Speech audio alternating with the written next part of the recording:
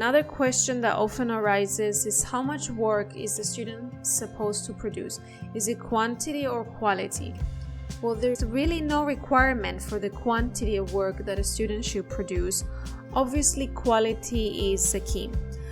However, I myself as a teacher advise my students for Component 1 to complete at least 3 full A3 sketchbooks, around 20 to 30 pages each.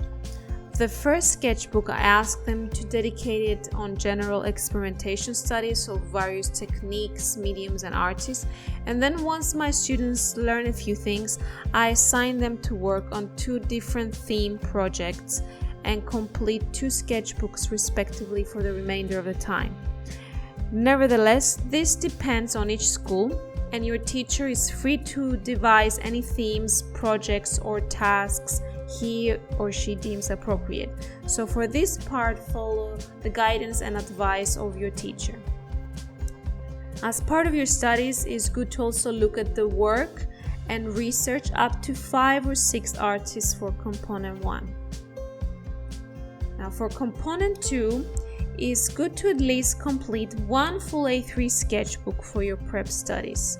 You only have 3 to 4 months time to work on it, so obviously the quantity will be a lot less than what you produce for Component 1. At this point, however, you already know the drill, you understand the process and the way of thinking, so it should be a lot easier for you to do it and a lot faster. Here the focus is more on quality. Your prep studies are supposed to support you to develop an idea for your exam theme, which is set by the external examination body, not your teacher.